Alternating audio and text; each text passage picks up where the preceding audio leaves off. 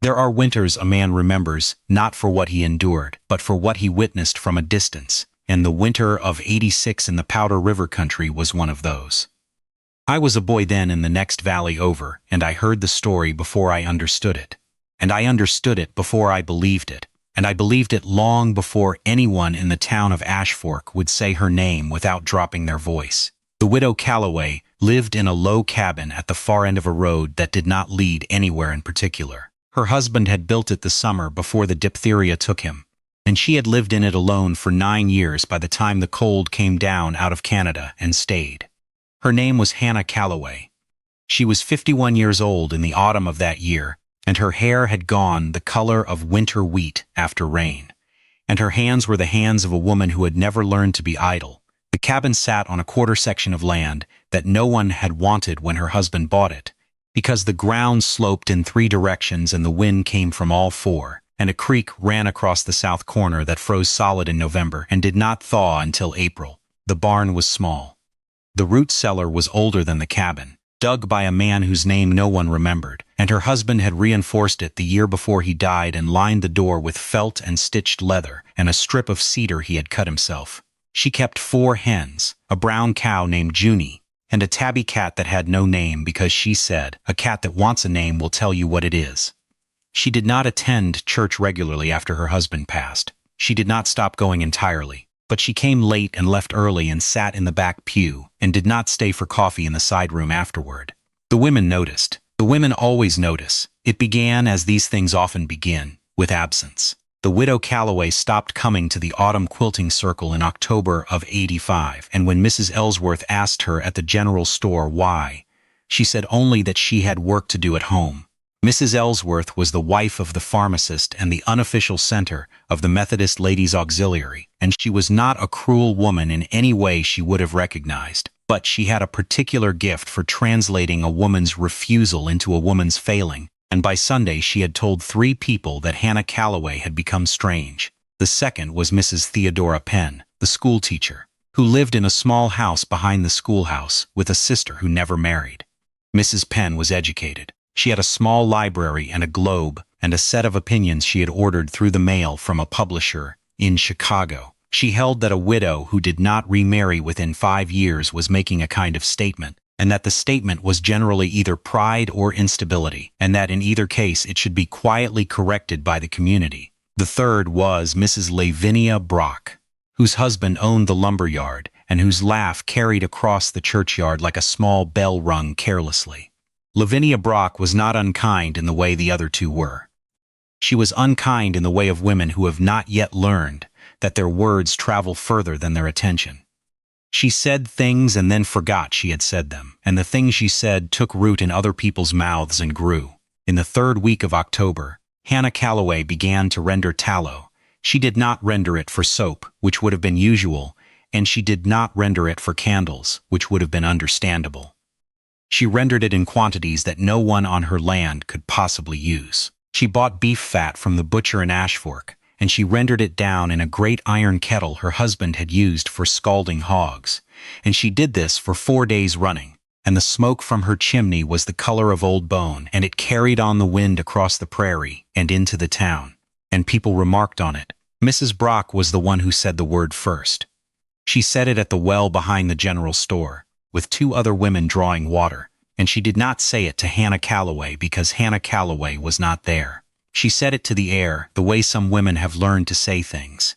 She said, "If I did not know better, I would say the widow Calloway was boiling something. A Christian woman has no business boiling. There is a word for women who stand over a steaming kettle for 4 days running, and I will not say it, but you know it as well as I do." The other women did not laugh. They did not have to. The word was already in the wind. Hannah Calloway heard about it the way women hear about these things, not directly, but through the small kindness of a girl who delivered eggs. The girl was 13, and she did not understand what she was repeating. She said, "Mrs. Brock said you were boiling something funny, Mom." And Hannah Calloway thanked her for the eggs and gave her a penny, and did not say anything in reply that the girl could carry back. She closed the door. She returned to the kettle. She kept working. What she was doing was this. She had taken the rendered tallow, hot and golden and clean, and she had begun to paint it into the seams of her cabin walls, not the inside walls, where the heat would melt it, the outside walls.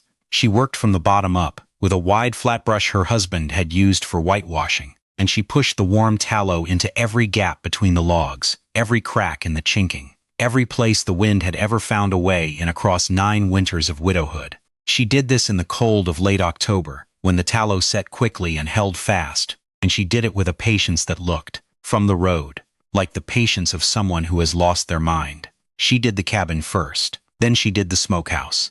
Then she did the root cellar door, 3 coats, working the tallow into the felt and the leather and the cedar strip her husband had cut. Then she did the barn, but only the north and west walls, the sides the wind came from. She did not waste tallow on the south face where the sun would reach. She had read the wind for 9 years. She knew where it lived. She was not making this up.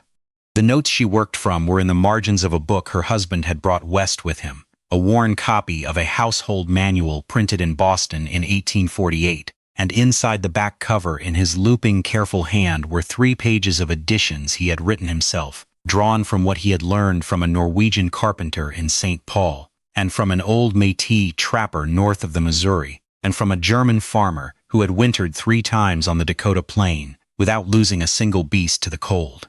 The note said, "Tallow worked into the seams when the wood is dry and the air is below 40 degrees will not melt in summer and will not crack in winter. It seals what oakum cannot. It turns the wall against the frost. The frost will not lay where the tallow lies." She had read those notes the spring after he died. She had not understood them then.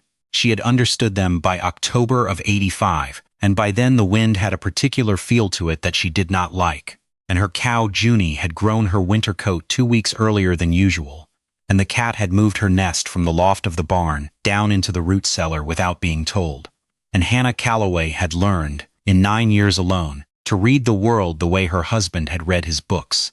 3 days into November, Mrs. Penn, the schoolteacher, passed the widow's land in a buggy on her way back from a sister's confinement in Buffalo, and she saw Hannah Calloway up on a short ladder painting the eaves of her cabin with something the color of dirty honey, and she stopped the horse and watched for a full minute before she drove on. She did not say hello. Hannah Calloway did not turn around. By Sunday, Mrs. Penn had told the auxiliary that the widow Calloway was painting her house with grease, and that there was no rational explanation she could think of, and that perhaps Reverend Halsey ought to call on her. Reverend Halsey did not call. Reverend Halsey was a practical man who had buried Hannah Calloway's husband, and who remembered her composure at the graveside, and who suspected, in a way he would not have phrased aloud, that a woman who had buried her husband alone, and worked a quarter section alone for 9 years, did not require pastoral correction from a man who had never split his own wood. He let the talk pass over him, and he said nothing in either direction, and the auxiliary took his silence for permission. 3 days into the storm, she noticed that the smoke from the Hendersons' chimney had stopped. But that was later. That was after everything else. To understand the smoke, one must understand the cold that came first, and to understand the cold, one must understand what came before the cold, which was the silence. The silence began on the 11th of January. There had been a thaw the week before, false and brief and dangerous, the kind of thaw that makes a man believe winter has gone soft, and Hannah Calloway had not believed it.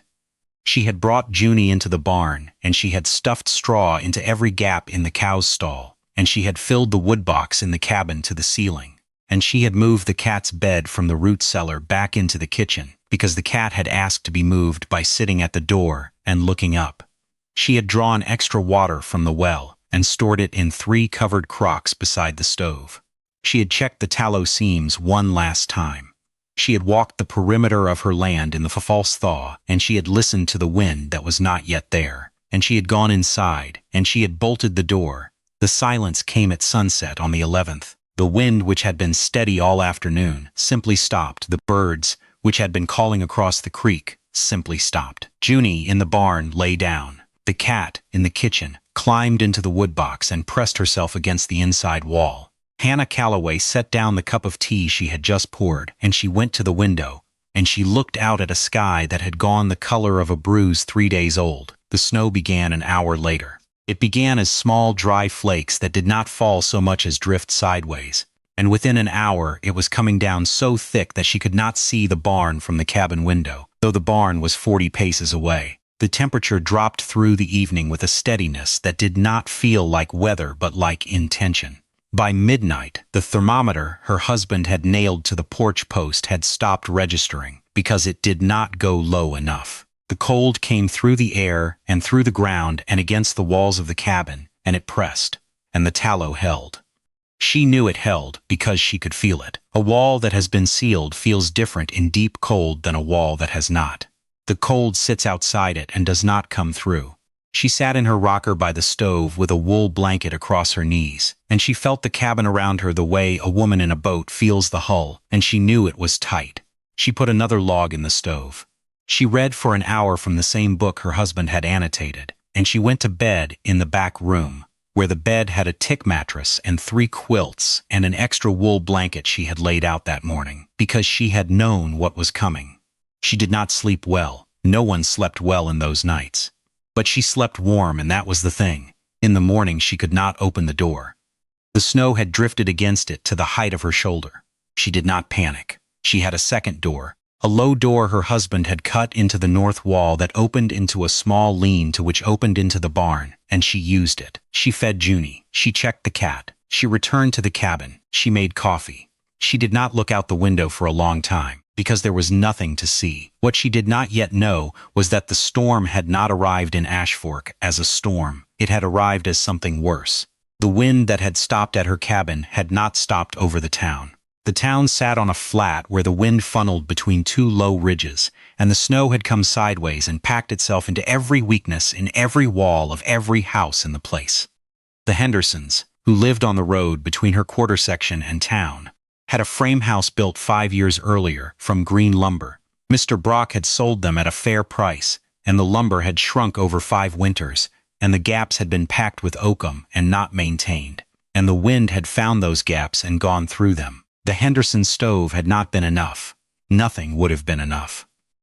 By the second morning of the storm, the family was huddled in a single room with every blanket they owned, and the windows had iced on the inside, and the smoke that had risen from their chimney for 5 years rose thinly, and then not at all, because they had run out of dry wood and were burning the green lengths Mr. Henderson had stacked in the shed, and the green wood was making more smoke than heat, and the chimney was choking, and they had let the fire die down rather than risk a flue fire, and now they were simply waiting. Hannah Calloway did not know any of this. She knew only that on the 3rd morning, when she went outside to break a path to the barn, she looked east toward the town and she saw no smoke. Not from the Hendersons, who were nearest. Not from the Brocks farther on. Not from any of the houses she could have seen on a clear day.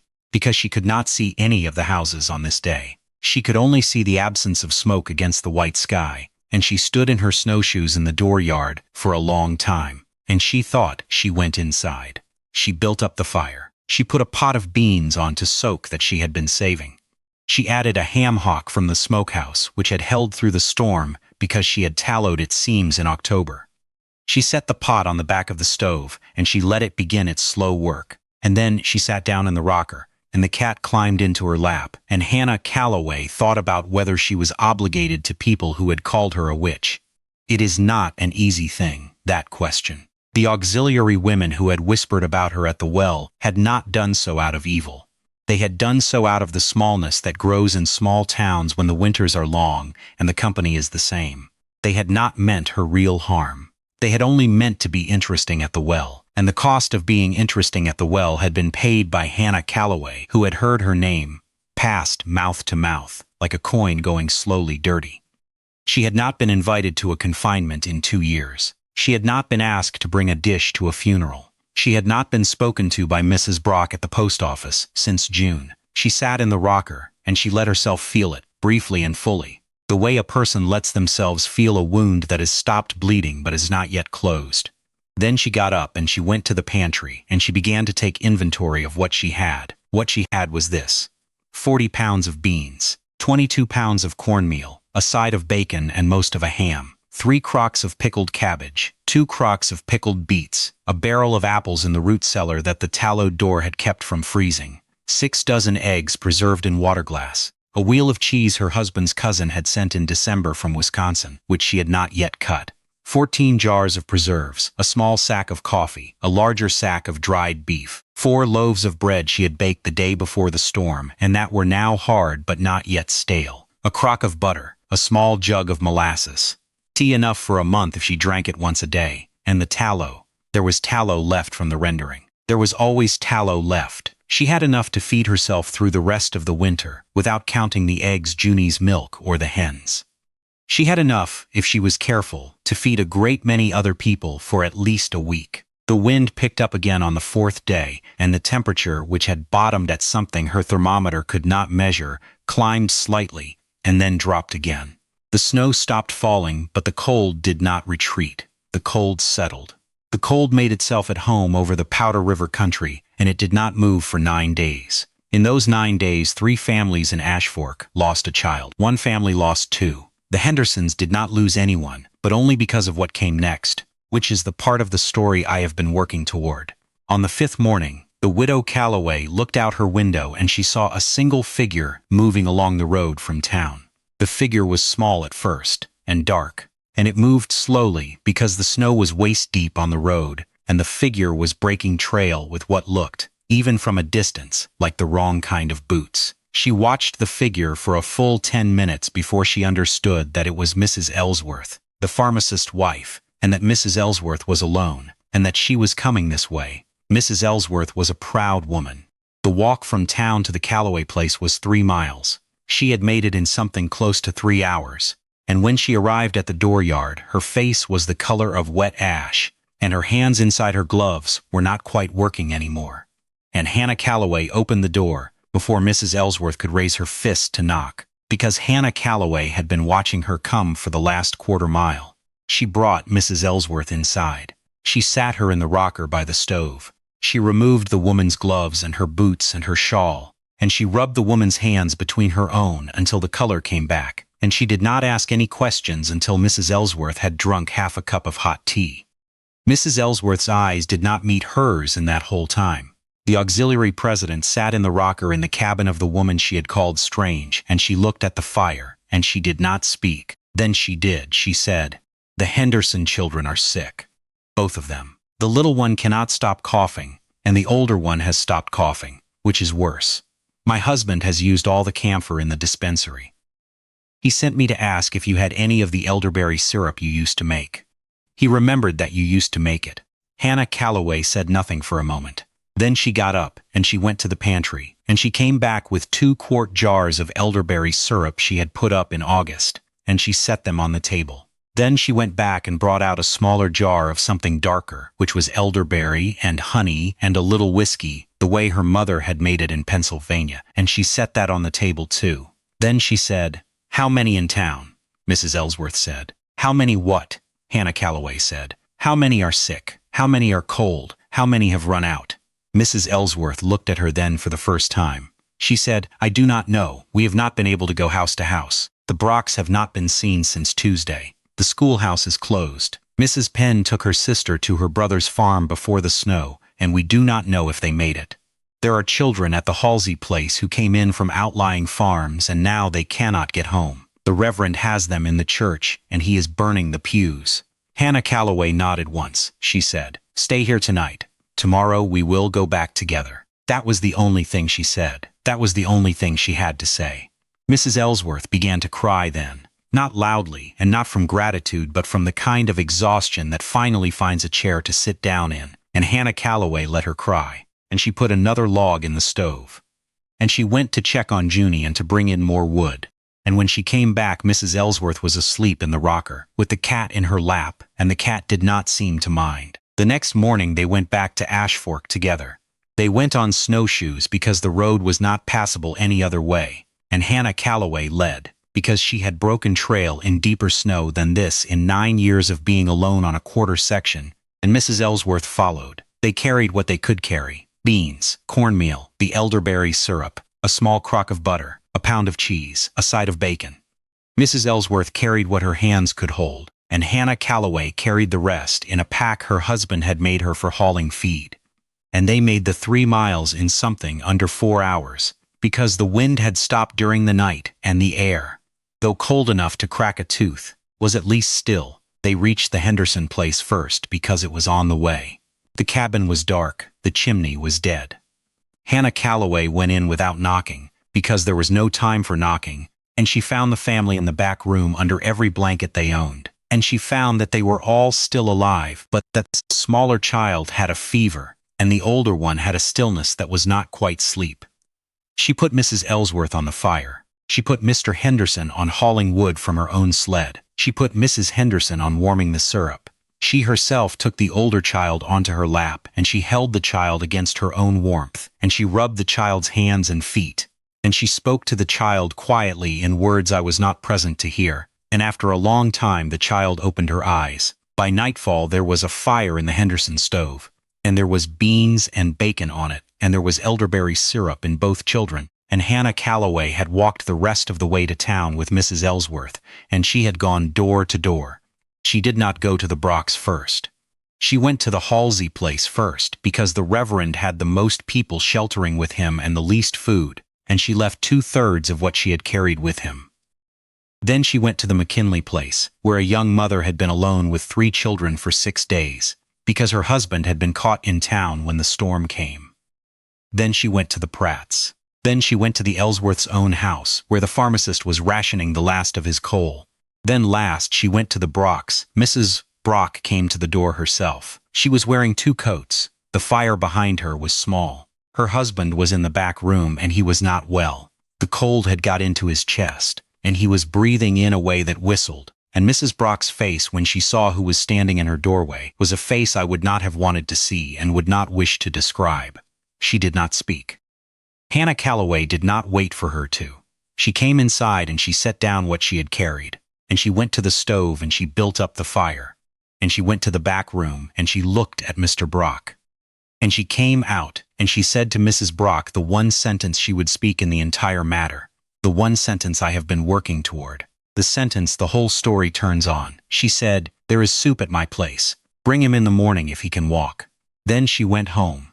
In the weeks that followed, 14 families in and around Ashfork ate from the widow Calloway's pantry, and the elderberry syrup saved at least 3 children that the doctor in town would later say he could not have saved himself, and Mr. Brock recovered slowly in his own house because Hannah Calloway had got the fire built up in time, and the auxiliary did not meet for the rest of January, and when it met in February, the first thing on the agenda was a motion brought by Mrs. Ellsworth that the widow Calloway be invited to chair the spring committee on winter preparedness for the parish. The motion passed without discussion. Hannah Calloway, when invited, declined politely and suggested instead that Mrs. Penn, the schoolteacher, chair it, because Mrs. Penn was educated and had a globe. Mrs. Penn accepted, and the 2 women never became friends exactly, but they nodded at each other at the post office for the rest of their lives. And that was a kind of peace. In the spring, when the snow finally melted, men from town came out to the Calloway place to look at her cabin. They had heard through Mrs. Ellsworth what she had done with the tallow, and they wanted to see it. Mr. Brock came, walking slowly and with a stick. The Reverend came. 2 of the younger farmers came. They walked around her cabin in the April mud, and they looked at the seams of the walls, and they touched the dried tallow with their thumbnails, and found that it was still there, hard as horn and clear as old amber where the sun had got at it, and they did not say much. What they had come to see was this. The frost, which had lain on every other building in the county for 9 straight nights at depths a man could measure with a ruler, had not formed on the widow Calloway's walls. It had formed on the ground around her cabin, and on the roof, and on the fence posts, but on the walls themselves, on the south face, on the east, on the north and west where she had laid the tallow thickest, the frost had not laid. The wood had stayed dry. The seams had stayed tight. The cold had come and stood at her walls for 9 nights, and the cold had not been let in. Mr. Brock, looking at this, said only one thing. He said, "Well, I'll be." Then he tipped his hat to her, slowly and carefully because of his chest, and he walked back to his buggy, and he was driven home. Hannah Calloway lived in that cabin for another 19 years. She rendered tallow every October for the rest of her life, and she tallowed her seams every year whether they needed it or not, and twice she taught younger women in the parish how to do it. And one of those women was Mrs. Brock's daughter, who married a homesteader north of Buffalo and went on to lose not a single beast or child to the cold across 40 years of her own. The widow Calloway never remarried. She never spoke publicly of what had happened in the winter of '86. She did not need to. The walls had spoken for her, and the walls did not require footnotes. She is buried beside her husband in the Methodist cemetery at Ashfork, under a stone that gives her name and her dates and nothing else. There is no inscription. She did not want one. The stone faces west, toward her quarter section, and on cold mornings in late autumn, when the first frosts come down out of Canada and lay themselves across the prairie in the old familiar way, the frost forms on every stone in that cemetery, except some say on hers. I do not know if that is true. I have not gone in the winter to look, but I have thought about it more than once, in the years since I was a boy in the next valley, and first heard her name spoken in the wrong tone of voice at the wrong well by the wrong woman. Preparation is not stubbornness. It is a form of love, for the people who will need you when they finally admit they do. If this story stayed with you, the next one is already waiting by the fire.